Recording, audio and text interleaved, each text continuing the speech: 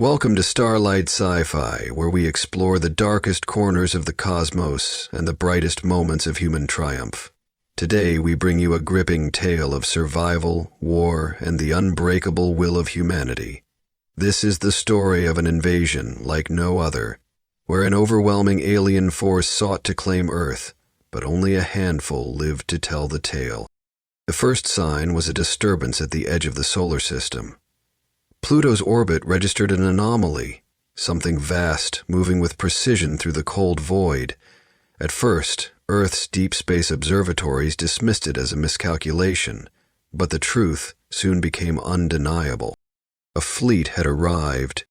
10,000 warships, each the size of a city, emerged from the blackness like specters of destruction. They moved in coordinated silence, their massive hulls absorbing light rather than reflecting it. These were not simple war machines. They were the instruments of an empire that had crushed countless civilizations before. They belonged to the Vakar, a species that had spent centuries perfecting the art of conquest. To them, Earth was just another target. From their perspective, humanity was predictable. Their archives showed a species that had fought amongst itself for millennia, divided by borders, ideologies, and greed. A species prone to war but undisciplined in its execution. In the Vakar's long history, such civilizations had never lasted against a superior force, and they had never encountered a fleet like this. The approach was methodical. Their warships maintained strict formation as they bypassed the asteroid belt. Automated defenses on Mars detected their presence, sending fragmented warnings back to Earth before they were swiftly silenced. The invaders saw no need for immediate destruction. Their strength was overwhelming. This was not a battle. It was a display of power. Near Jupiter, the fleet paused, recalibrating for the final approach. Their commanders observed Earth from afar, scanning its surface, measuring its defenses, and preparing for planetary subjugation. Resistance was expected, but nothing significant. Humanity would either surrender or be broken within days. As they drew closer, Earth's response was eerily quiet. The usual flurry of distress signals, panicked transmissions, and desperate attempts at diplomacy never came. Instead, the planet remained still, watching, waiting. A minor disturbance rippled through the fleet's ranks, unnoticed by most. Some officers hesitated, wondering if they had overlooked something, but such doubts were fleeting. They had won wars against species far more advanced. What threat could a fractured, primitive civilization pose? The order to descend was given. The first wave of Vakar landing craft ignited their engines, burning toward the surface. In the vast darkness of space, the remaining fleet maintained formation, poised to rain fire upon any sign of resistance. Earth lay beneath them, small and fragile. To the Vakar, victory was already assured. They had no idea what awaited them. The Vakar had perfected their method of conquest over centuries. They relied on overwhelming numbers, technological superiority, and psychological warfare. Against every species they had encountered before, this approach had guaranteed swift, brutal victories. They believed Earth would be no different. As the first wave of landing craft plunged through the atmosphere, their commanders expected immediate surrender. Lesser species begged for mercy the moment Vakar warships darkened their skies. But Earth did not beg. It did not plead. It did not even acknowledge their arrival. Instead, the warships encountered something unexpected. A deep, unnatural silence spread across all frequencies. The fleet's communications, once seamless, became riddled with interference. Their landing zones, carefully mapped out for rapid deployment, were now black voids on their sensors. Every city, every military installation, every key target was suddenly invisible to their instruments. Then, the first explosion struck. High above the planet, Earth's satellites, once harmless instruments of communication and observation, turned into weapons. Some detonated, releasing electromagnetic pulses that disrupted targeting systems and severed fleet-wide coordination. Others fired concentrated energy bursts, crippling key vessels before they even reached orbit. The precision was surgical, calculated. And then the real war began. Before the Vakar could regroup, Earth's defenses struck with terrifying efficiency.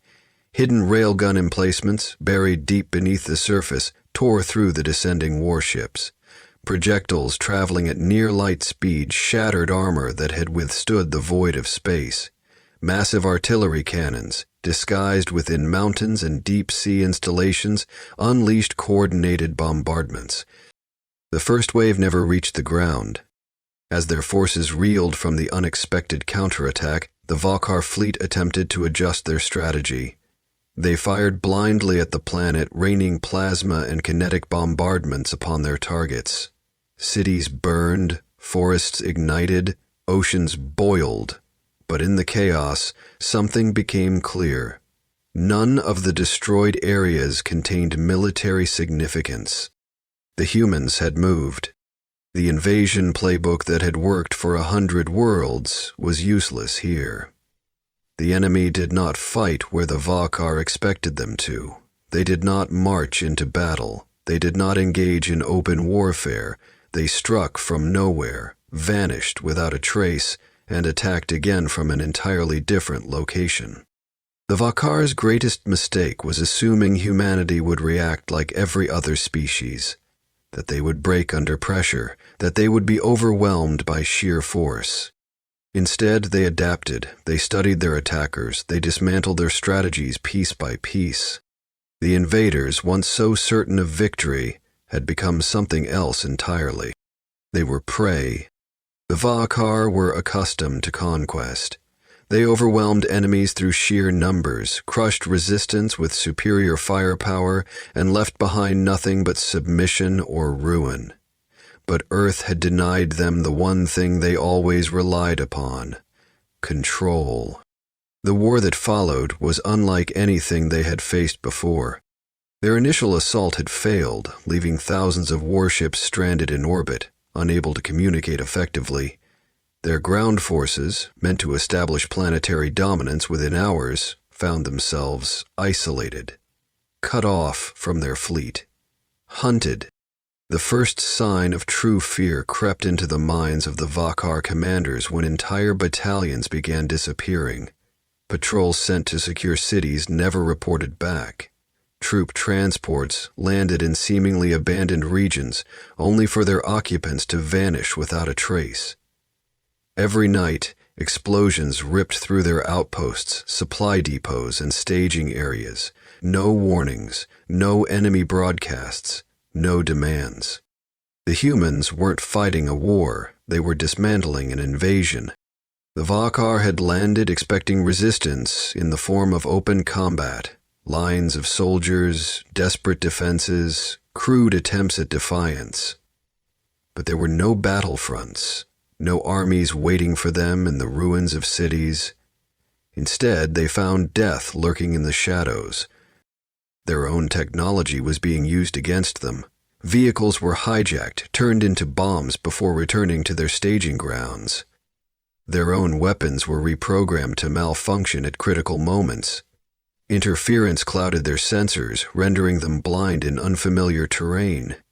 Even the weather seemed to turn against them, as storms, artificially manipulated by Earth's climate control satellites, battered their encampments. And then came the biological attacks. The Vakar were resistant to most known pathogens, but Earth's microbial life had never been part of their calculations. Viruses spread through their ranks, weakening them. Water sources turned poisonous overnight, laced with compounds that corroded their alien physiology. They wore armor to protect themselves from bullets, but it did nothing against an atmosphere now hostile to their very existence. Panic spread. Their forces, once disciplined and precise, became erratic. They fired at shadows, they torched entire regions, hoping to root out the enemy that refused to reveal itself. But every act of desperation only made things worse. The humans were not just surviving, they were learning. Every encounter, every ambush, every failed counterattack taught them more about their enemy. How they moved, how they communicated, how they thought, and with each lesson the attacks grew more precise, more devastating. The Vakar had arrived as conquerors, but in the silence of this war they began to understand a terrible truth. They were not fighting to claim Earth. They were fighting to escape it. The Vakar were war masters.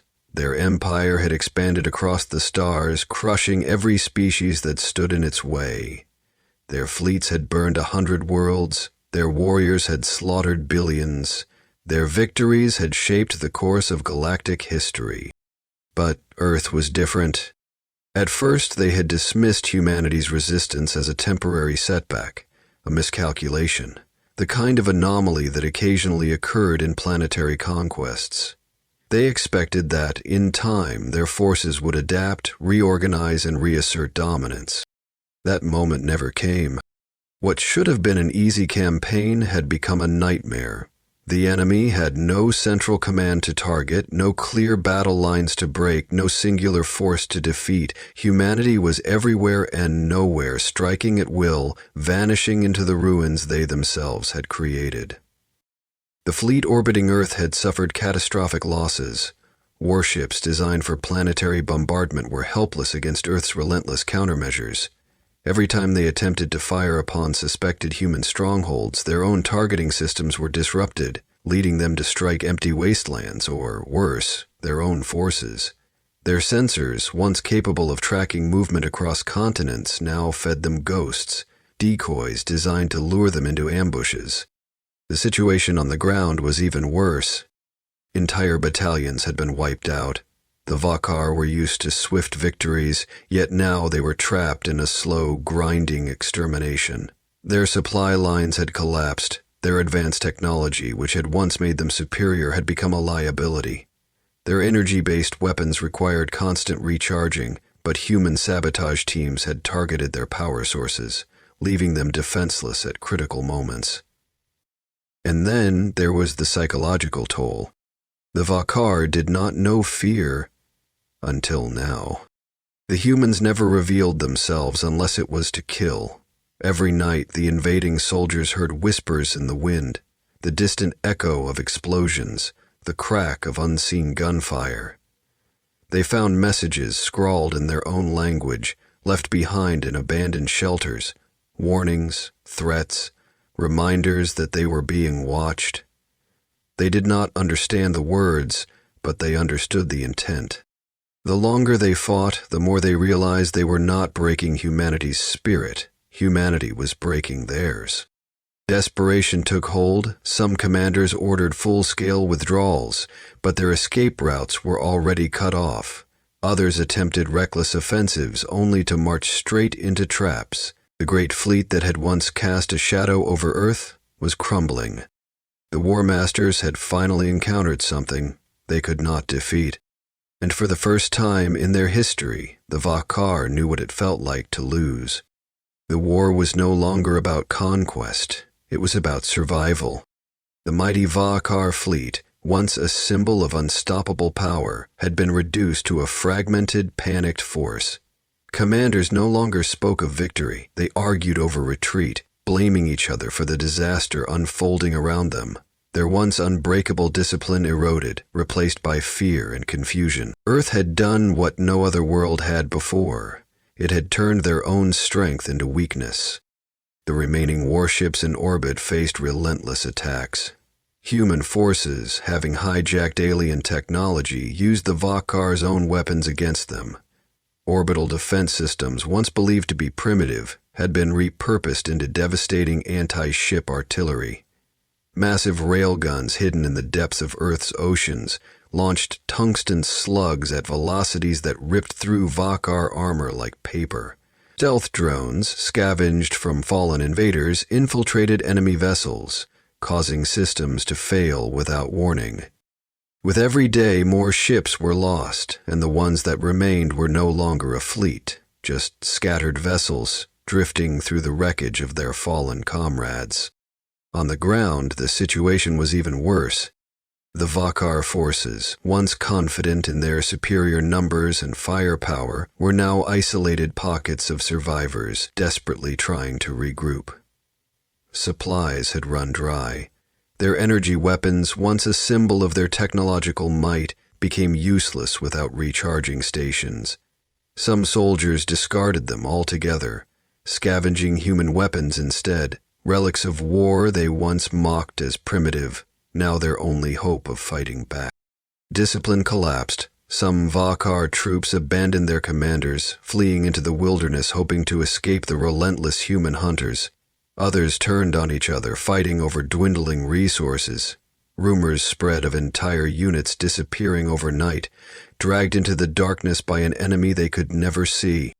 Every attempt to send distress signals back to the Vakar Empire failed. Humanity had taken control of the communications grid, feeding the remaining invaders false information, leading them into dead ends and traps.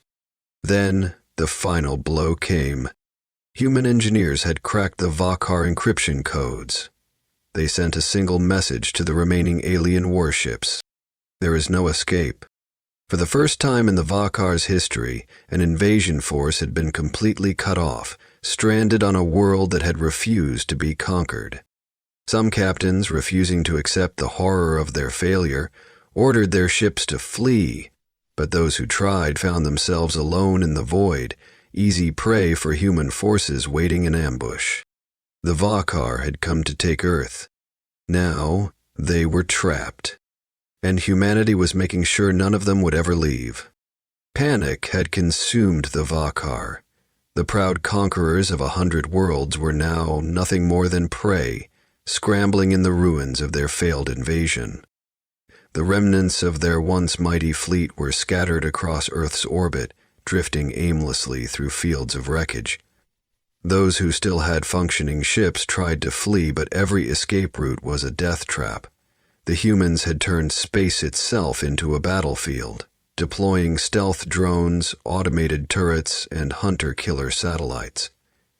Every ship that attempted to break away was systematically torn apart, its remains left to drift as a warning to the others. The Vakar's command structure had completely collapsed. Officers who once ruled their subordinates with cold precision now argued in desperation, some turning their weapons on their own kind. They had never known a situation like this, never faced an enemy that refused to play by the rules of war. Down on the planet, the nightmare continued. What little remained of the Vakar ground forces had given up trying to fight.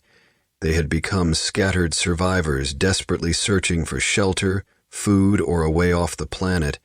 But Earth was no longer just a battlefield.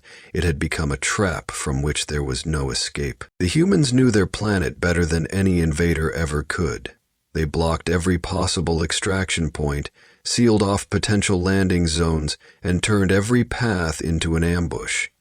Any Vakar attempting to signal for help found their distress calls hijacked, sending them deeper into enemy-controlled territory instead of toward salvation. Starvation set in. The Vakar had come with supplies meant to last for a short, decisive campaign. They had never prepared for an extended conflict, let alone a total collapse of their logistics. Their advance rations were depleted, and they could not digest human food. Their bodies, designed for the carefully controlled environments of their ships, began to fail under Earth's unpredictable climate. The humans showed no mercy. The Vakar who surrendered were never seen again. Those who begged for peace received only silence before they vanished into the darkness. Any who tried to hide were found, and any who tried to fight only made their deaths come faster. Fear turned to despair, despair turned to madness. Some Vakar commanders, realizing the hopelessness of their situation, activated the self-destruct sequences on their own ships, preferring death over the slow annihilation Earth had prepared for them. Others attempted to hide among the wreckage, hoping against all odds to remain undetected. But there was no escape. One by one, the invaders disappeared.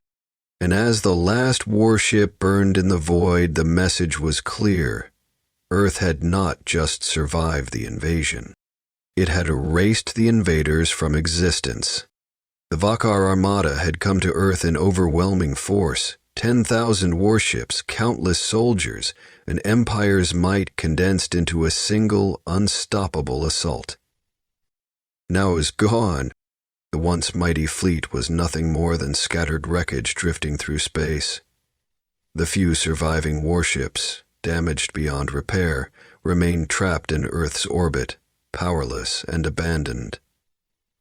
The soldiers who had landed on the surface had suffered an even worse fate. Hunted, starved, and systematically erased. The invasion force had been utterly annihilated, but a handful survived, not by strength, not by skill, but by luck. These Vakar had hidden among the debris, burying themselves beneath the ruins of their own fleet, cutting off all transmissions to avoid detection. They had witnessed the slaughter of their comrades. They had heard the final hopeless screams of their commanders, and they had watched helplessly as the planet they had once sought to dominate became their tomb. They had expected humanity to spare them. They were wrong. The humans did not take prisoners. They did not negotiate. The moment a distress beacon flared to life, it was silenced. The instant a hidden soldier moved from their shelter, they were erased. The survivors soon realized that there would be no mercy. But some still clung to hope. A single Vakar scout ship, unnoticed in the chaos, drifted at the edge of the solar system, its engines cold, its power reserves nearly gone. It had witnessed everything from the arrival of the invasion force to its complete destruction. The crew, terrified and silent, dared not reveal themselves. They only watched, waiting for the moment when they could escape and bring word back to the Empire. Days passed, then weeks. When the ship finally detected no further human activity in deep space, they activated their engines and fled. They did not look back. By the time they reached Vakar-controlled space, they were broken. Their bodies were intact, but their minds would never recover from what they had seen. They spoke not of a failed invasion, but of something far worse, something unnatural. A species that did not fight for survival, but for extermination. A world that refused to be conquered. A horror that lurked in the dark, waiting for those foolish enough to challenge it. The Vakar High Command listened in silence. Then, for the first time in their empire's long and brutal history, they issued a decree unlike any before. No Vakar vessel would ever approach Earth again. Not for revenge. Not for conquest. Not for anything. Because Earth was no longer just another planet. It was a graveyard. Thank you for watching Starlight Sci-Fi. If you enjoyed this story, make sure to like, subscribe, and stay tuned for more thrilling tales of the unknown. Until next time, keep looking to the stars and wondering what might be looking back.